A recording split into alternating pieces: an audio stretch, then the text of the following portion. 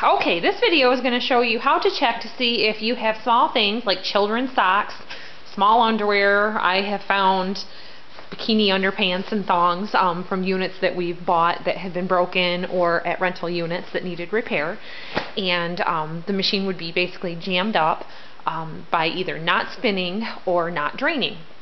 So sometimes these things can get stuck down in the tub and underneath. So watch the video on how to replace the clutch dogs or feed dogs on the unit if you need to take the agitator out to check under here. Usually you can just kind of stick your hand under there and feel, but also things get stuck incredibly between here because it can get stuck up in this lip here and in your drain, which I've already taken the cabinet off to show you.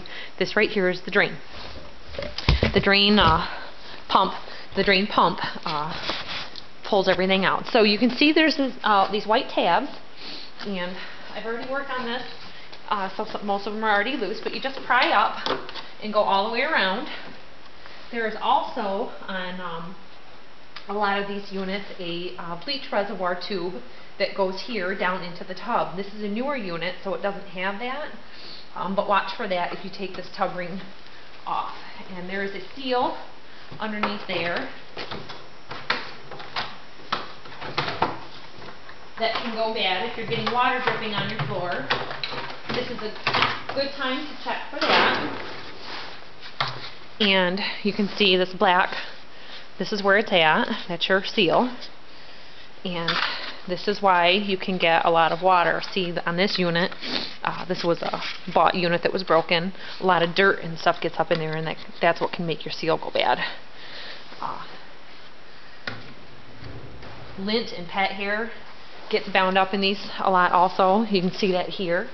So just look in here in the side. This is your outer tub and this is your inner tub.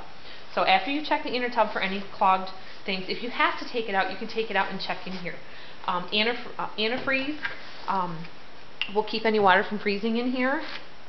If you are going to store it, definitely do the winterizing, and I'll show you how to do that also in another video. Okay, so now you're going to need a flathead screwdriver. Okay, so suppose your washing machine isn't agitating. There are a couple different things it could be, and if you have watched my video on how to replace the motor coupler, if you replace that or it wasn't broken and this still isn't agitating, sometimes people say that the bottom of the agitator is agitating and not the top.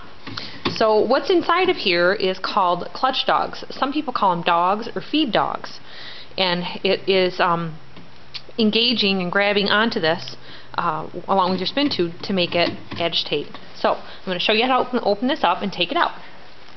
You need a flathead screwdriver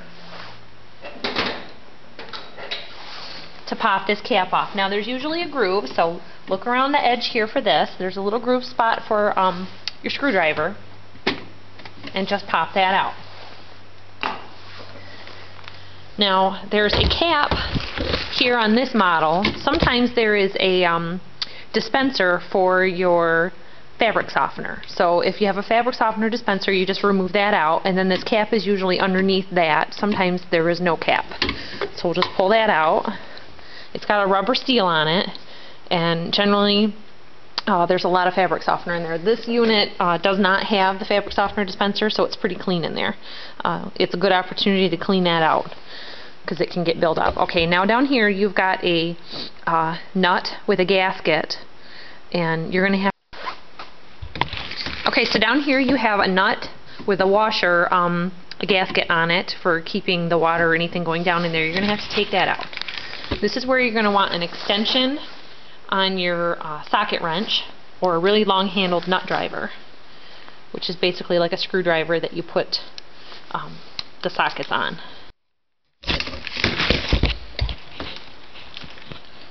Okay, once you've got that loose, you can work this up, and it should come right off.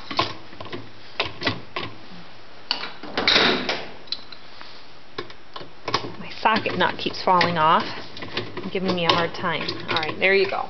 And then you just want to turn it upside down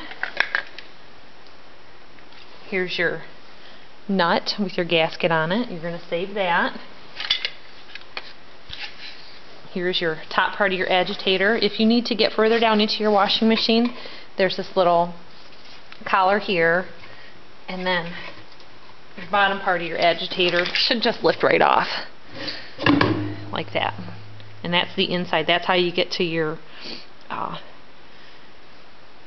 spacer nut to take the tub out.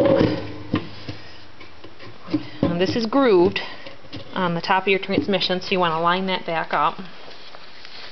I'm going to replace the collar here.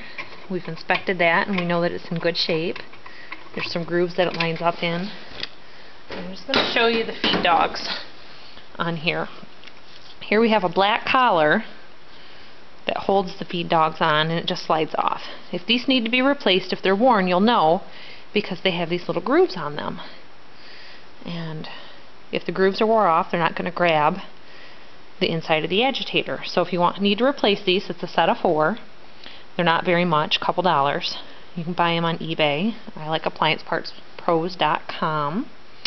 And they just slide right back on there. It's real easy. I know some units, the older ones, might not have this collar. This is a newer unit, so it does. And you just line that back on, and that's going to keep your clutch dogs in place. Now remember, some people say dogs, some people say feed dogs. They're actually called clutch dogs. And you can read about this in a repair manual, also made by Whirlpool. And to reassemble, you have to have the top part of your agitator, and this actually goes in upside down. So you can put that in place, and there's 2 tabs here that are going to line up with 2 tabs in there. And just want to get those back in.